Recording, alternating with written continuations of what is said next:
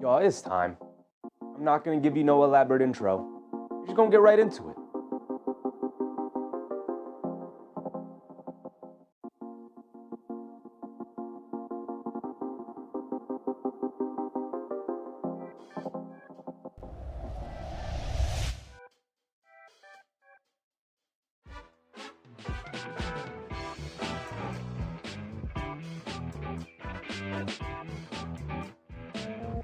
Yeah, ready to go.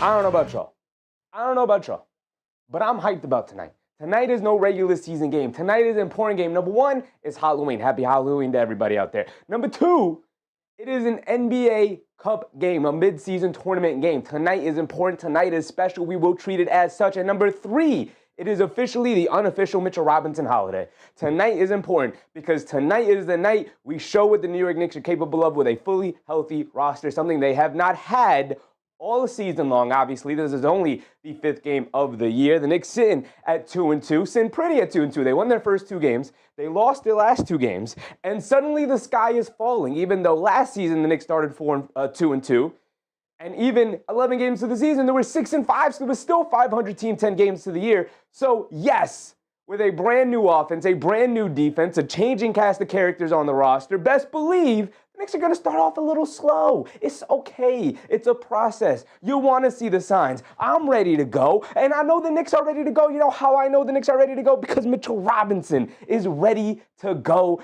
tonight to make his season debut against the red-hot Nikola Vucevic. Boy, oh boy, if there was any game we were going to need Mitchell Robinson, it would have been last game against Giannis for sure. But tonight is also a good night to have Mitchell Robinson back out there because Karl-Anthony Towns, we know, is a little hobbled with the quad injury. He could downplay it. He could tell us it's no big deal and he's going to continue to fight through the injury. We all know it's slowing him down a little bit. The man looks like he's got no lift in his legs right now. All his shots are coming up short. He's getting blocked at the rim because he can't even explode to the basket. He's trying to shoot these layups when we know Karl-Anthony Towns should really go up and dunk that, and we know he's capable of doing it. So here we are here tonight. We're here to celebrate because Guerschon Yabusele, who missed the previous game with knee soreness, is ready to go tonight. And Deuce McBride, who's been out for personal reasons because there was a death in the family. I hope everything is okay with the McBride family and he's ready to go here tonight. I mean, I know he's physically ready to go. I hope he's mentally ready to go. That is always a difficult thing to go through. But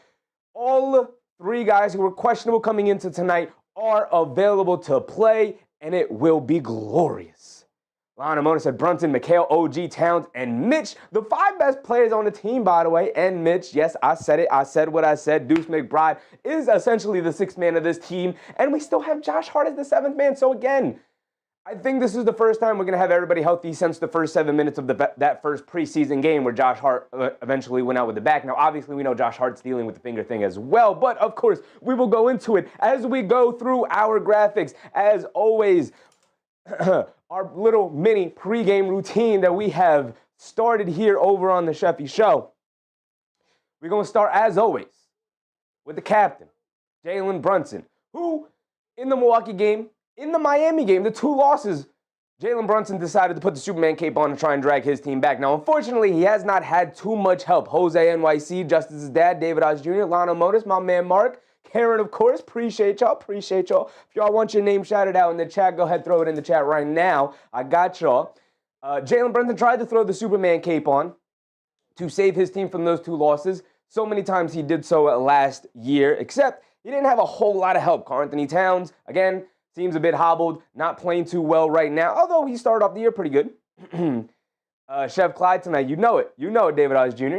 So Jalen Brunson, despite some fantastic performances against the Bucks, came up a little hobbled in that game, so that was a little concerning. Hopefully he's 100% ready to go. They did have 2 days off. The last time they played was Tuesday. They had Wednesday, Thursday off, but they did have to travel in between over to Chicago. Obviously not too far away from New York, so they should be perfectly fine and ready to go. Also, I want to give a big shout out to Steve Novak, who's up on the screen right now. He is officially filling in for Clyde Frazier on the commentary team. Obviously, Jamal Crawford formerly was filling in for Clyde Frazier, but now is the analyst over on NBC, or the commentator over on NBC. So the Knicks had to go and find somebody else, and they got Steve Novak in the building. Once a Knick, always a Knick, Steve Novak. Knick legend, right?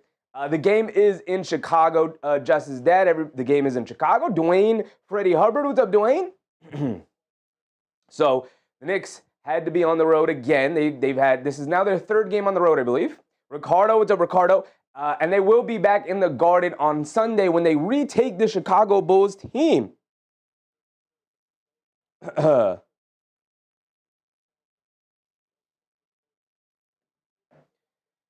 Oh, man, we got an issue. Hold on, let me handle it. MBM, what's up, MBM?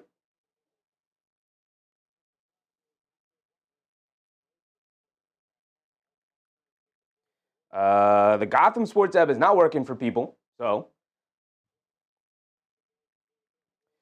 The password.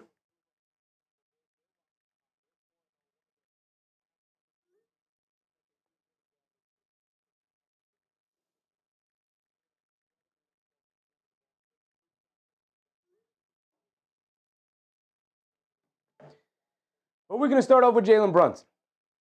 Jose said, what are we looking at in the Bulls tonight? The Bulls are fantastic. We will get to the Bulls, obviously, but first we're going to run through the Knicks and how they're playing. Like I said, Jalen Brunson has tried to put the Superman cape on, and it has not worked.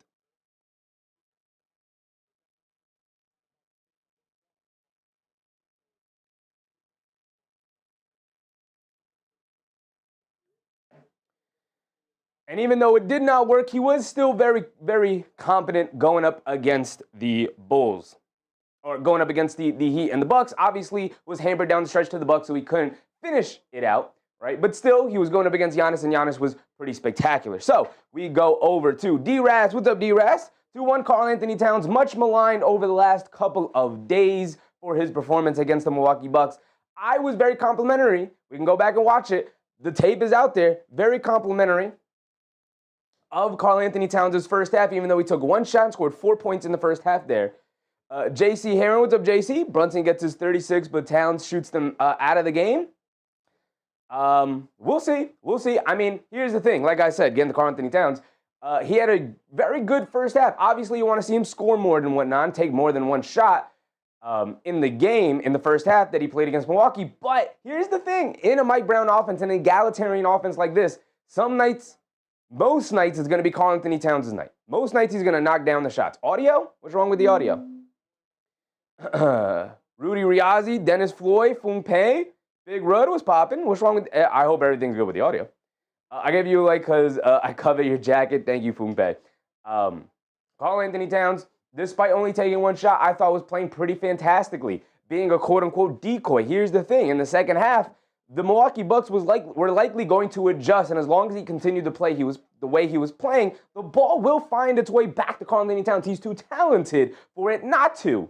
Lawnmower said, audio great. Okay, appreciate you. Scared me for a second, right? So even though he only scored the 2 points in the first half, or the 4 points in the first half, he only made the one shot. It was 1 for 1 from the floor in the first half, only took the one shot. Karl-Anthony Towns was still likely to get some of his numbers, but some nights you're going to score 14, some nights you're going to score 20, some nights you're going to score 40. That is the offense that we have developed and we have built, and I need Karl-Anthony Towns to trust it. What I've been thinking about Karl-Anthony Towns' performance against Milwaukee was it was really, really a great opportunity for Karl-Anthony Towns to show a level of leadership that he hasn't so far, or not that he hasn't, but it was a moment for him to lead by example to his teammates. Hey, y'all, we really need to trust this man's offense. And here's me trusting the offense. They were up 12 at halftime, right?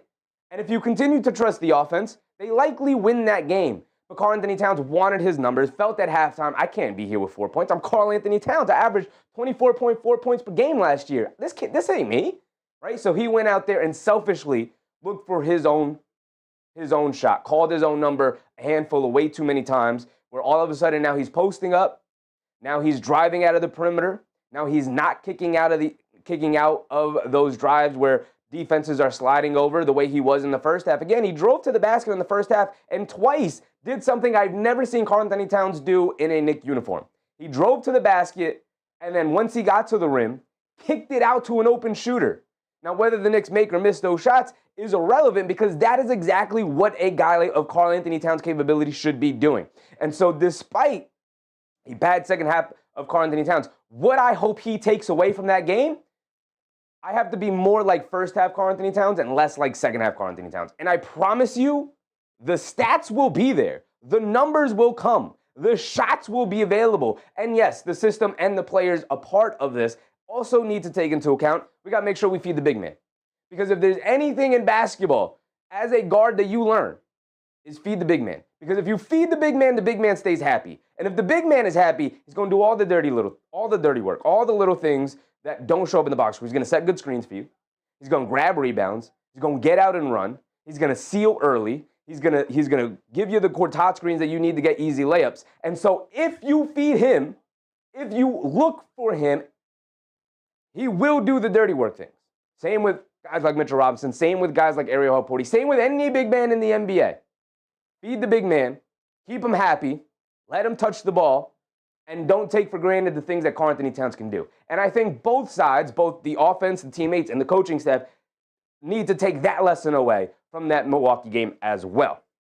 So past the Karl Anthony Towns diatribe, we get over to OG Anunoby, who's just kind of been a steady rock for the Knicks. We know what he's capable of. We know what he can do. We know OG Anunoby is fantastic. We know he can dominate a game defensively. Boy, oh boy, did he have his hands full with Giannis Antetokounmpo the other night. Usually guards him pretty well, and I thought for the most part he was decent. The issue is that when Giannis just gets into his mind, I'm bigger and stronger and better than everybody, and I'm going to get to the basket, he's going to get to the basket. There's nobody in the NBA who could stand in his way. Maybe Wemby, just with his length. Maybe give me another strong defensive center. Maybe like an Embiid in his prime, but Embiid's no longer in his prime. Maybe a Bam Adebayo, but I've seen Giannis take him right to the basket as well. There really isn't too many people, if anybody, who can stand in the way of Giannis when he's in best player in the league mode. And boy, oh boy, was he in best player in the league mode. So I'm really not worried about OG Anunoby. I would like to see him continue to play the way that he's playing. But again, knock down the open shots has always been my criticism with OG Anunoby. JC Heron said Towns wants to get his groove, but won't tonight. He's going to get frustrated? Hopefully not. Hopefully he takes the lessons away from the Milwaukee game that he should be taking away. We get over to Mikal Bridges, Mr. Consistency, a far cry of who he was last season. Mikal Bridges, some people in the chat started to nickname him the Invisible Man. And Mikal Bridges has come out this season, has been by far the most consistent player on this team. We're getting close to upgrading graphics time. Actually, this weekend is when the graphics will be updated and we will get to fully evaluate what their shooting percentages are. That's back up. The stream's back up. Okay. Just making sure. The internet's acting funky here tonight. Kenny McLeod, what's up, Kenny? Big Rud, D-Ras, my guys. Appreciate you. Daniel Berry Sports, my man. Can't wait to see Big Mitch back in action. Yes, and he will be in the starting lineup. Of course, that is our go-to starting lineup, even though Deuce McBride is also fantastic in the starting lineup. Mitchell Robinson, I can't tell you what my thoughts are on Big Mitch until we see him out there in action here tonight, so I can't wait for it. He was dominant in the preseason. I'm expecting that to carry over here tonight. He's apparently fully healthy again. Wasn't fully comfortable playing. Maybe tweaked the ankle slightly, but not a big deal. And they were like, you know what? No problem. Just sit out. Just sit out until you're 100% ready to go. And tonight, he's 100% ready to go. I forgot who put out the report, whether it was Begley or Bondi or James Edward III or whoever the beat reporters were. Apparently, Mitchell Robinson has been fully in contact or fully communicative with the Knicks medical staff and the Knicks front office about Mitchell Robinson's, about his own sort of load management this season and about whether he's comfortable, whether he wants to play, whether he's not 100%, whether he maybe feels something is a little off. Basically, what they have told everybody is that if he's not 100%, he's not playing this season. Because it's more important to have Mitchell Robinson for the stretch playoff run, especially after what we saw him do last season in the playoffs, even up against a Boston Celtics team that he normally doesn't have a very good matchup against, but was ready to go. And so I think they are far more concerned about 16 games come April and May and June instead of 82 games in October and November. So hopefully Mitchell Robinson gets to play a lot this year. And by the way, every single time he takes one of these little hiatuses, one of these load management hiatuses, we will celebrate Mitchell Robinson Day when he does come back. Because Mitchell Robinson will always come back and he will always be wearing this Knicks uniform. And the day he stops wearing this Knicks uniform will be a sad day in Knicks land for sure. Ernest Cash, what's up, Ernest? How can I get a membership? I believe there should be an option below your screen. I'm not sure if it limits who can do it on the phone, or maybe you have to do it on a desktop. I'm not sure, Ernest, but there should be an option below the video player that shows that asks that like has a member right where the subscribe button used to be. If you're subscribed, it should change from a subscribe button to a join button. Just hit the join button if you would like to become a member. I appreciate you, Ernest Cass. You don't have to, but I would very much appreciate it. Just that's at tip-off is approximately in 15 minutes. Yes, sir. Nostalgic Nick, my man. What's up, Nostalgic Nick? JC Heron, so Vooch on Robinson and Modest on Cat. Modest Buzelis on Cat doesn't seem like a good matchup, but the way Karl-Anthony Towns had played in the previous game, I wouldn't be surprised to see Chicago maybe try and dare Karl-Anthony Towns to be more aggressive.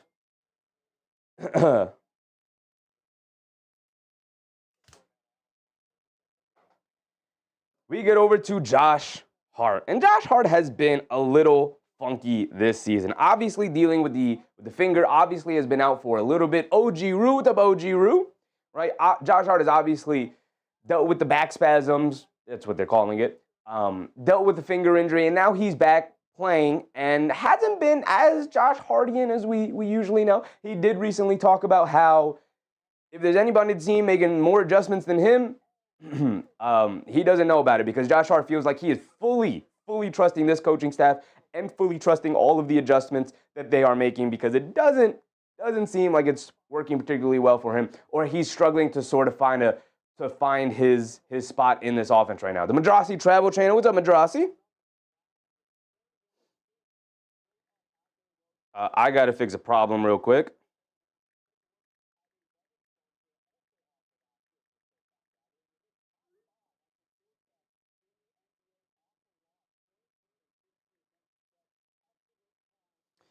Disconnect from the internet and connect it back.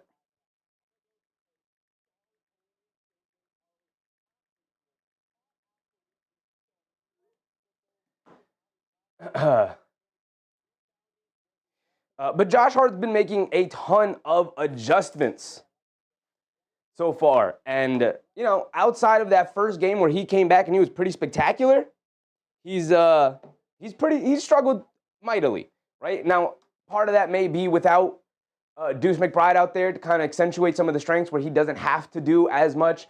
Part of that is being without Mitchell Robinson down low. Part of that is Karl-Anthony Towns struggling a bit, and sort of it emphasizing Josh Hart's struggles a little bit more so.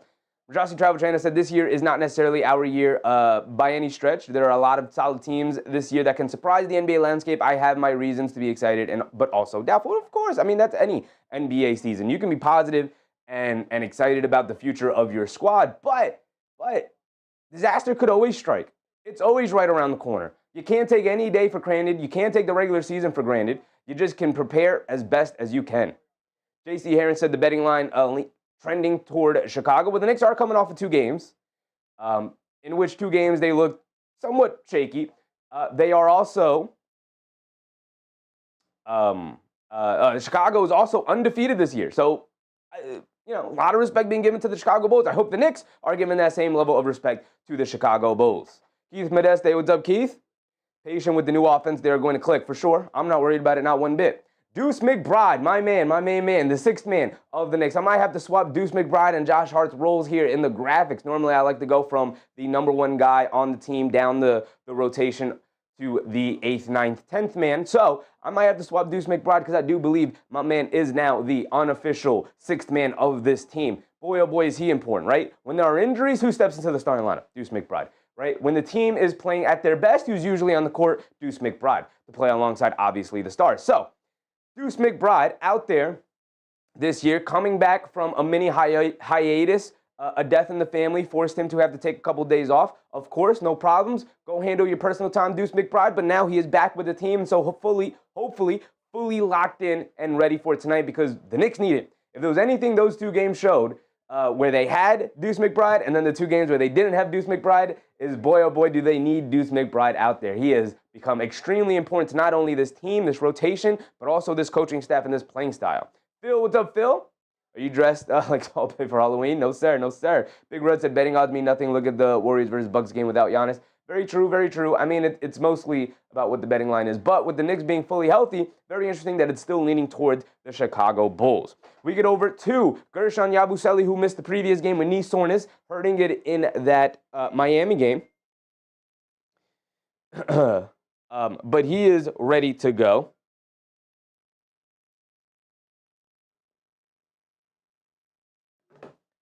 But he is ready to go here tonight, coming back from the knee soreness. So the Knicks, like I said, fully healthy. Even Yabusele back after the one game miss. So I'm excited to watch a guy like Yabusele play alongside a guy like Mitchell Robinson, two guys who have not really gotten the ability to play together all that much. It's still obviously a learning curve for Gershon Yabusele, who's still getting into the groove of things. These are last season's averages, a far cry of what he's averaged so far through the first 4 games of the season. So we're going to need Big Gersh to step up. Although I have been much happier with Gershon Yabusele's involvement in the rebounding. I thought he was a pretty poor rebounder to start, but he's been much better as of late.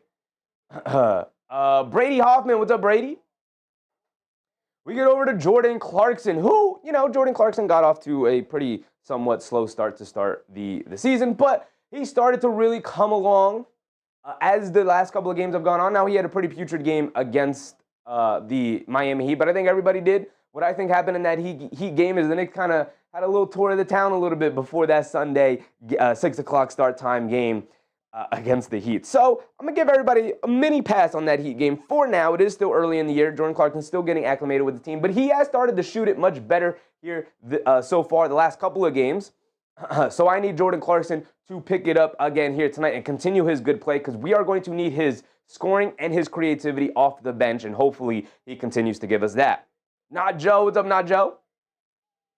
We get over to the Chicago Bulls, and Kobe White is not playing tonight. He has not played so far to start the year, so let's not waste too much time on Kobe White, although he is probably, when he comes back, only going to improve the Chicago Bulls, likely to be their leading scorer. Last season averaged 20 points per game, but again, not playing tonight, has yet to play so far this season. So we get over to the real star of the show. There's 3 guys we should probably key in on the most here with the Chicago Bulls, starting with Nikola Vucevic, who's gotten off this season to a red-hot start. My man's looking like he's back in his prime. Looked like he was falling off a cliff as his career's gone on, and he's gotten older, but Nikola Vucevic has been pretty fantastic to start the year.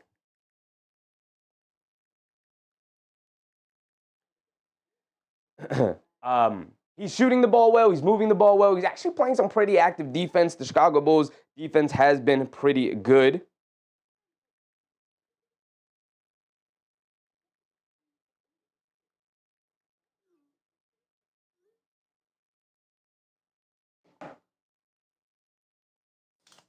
Vucevic has been pretty damn good. He's been fantastic. And he's been sort of the star of the show.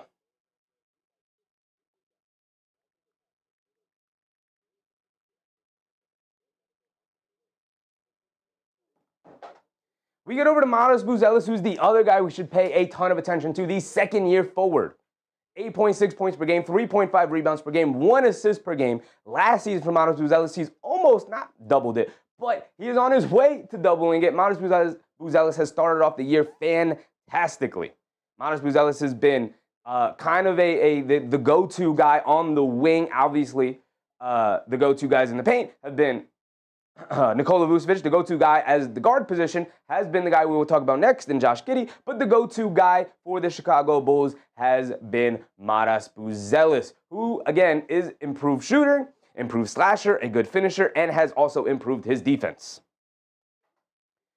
Ayo Dosunmu, coming off the bench, has been also fantastic. Everybody's been fantastic for the Bulls. They got off to a 4-0 start. They've been great.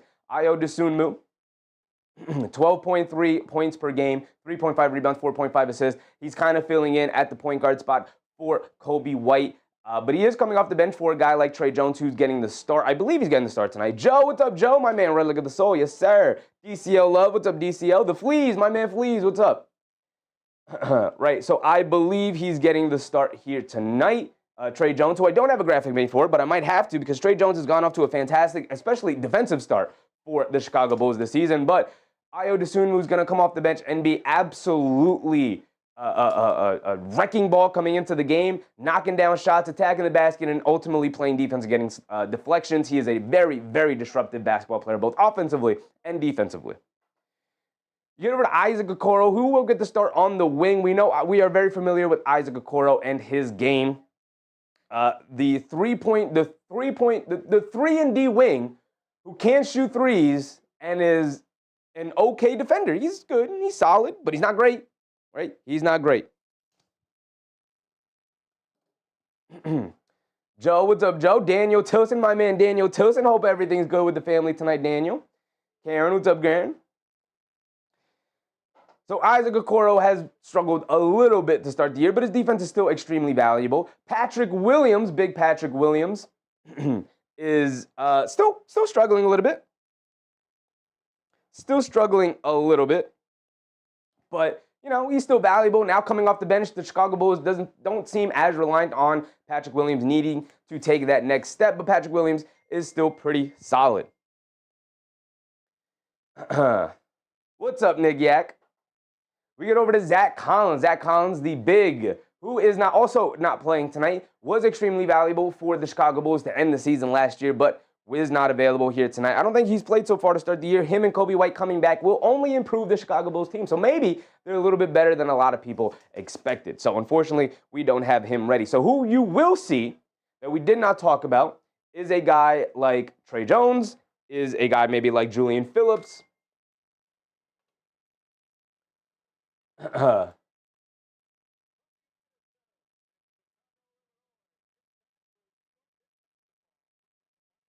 So if we go over to the Chicago Bulls,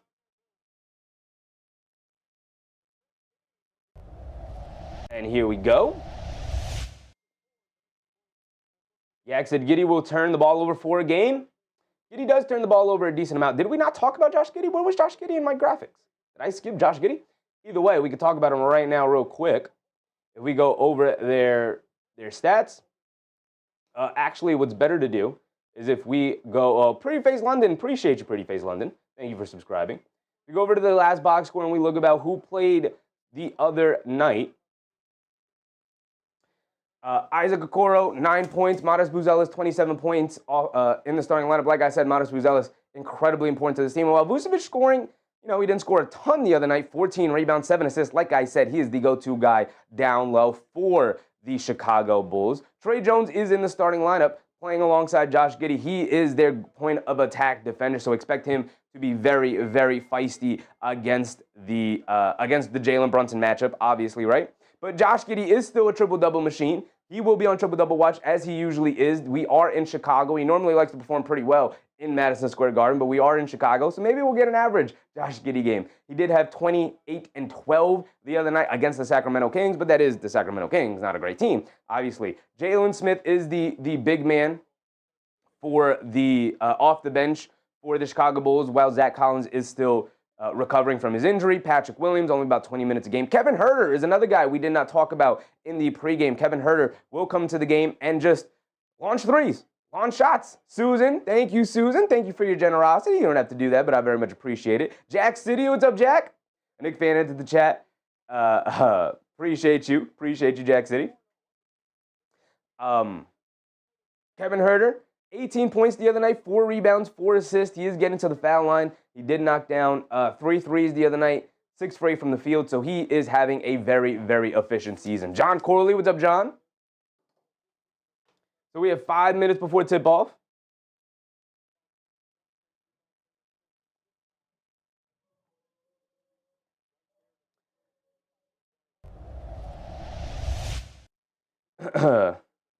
Now I have to deal with this.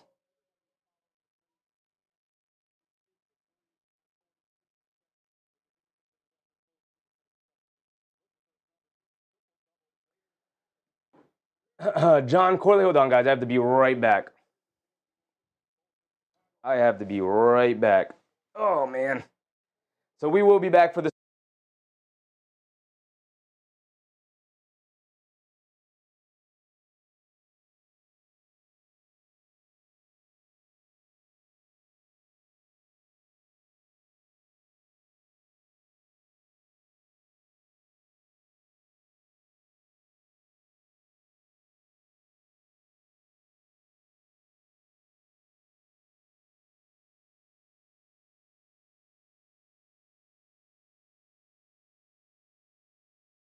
We'll be back in about 2 minutes. So appreciate y'all. Hang on for 1 second. I got to go fix something.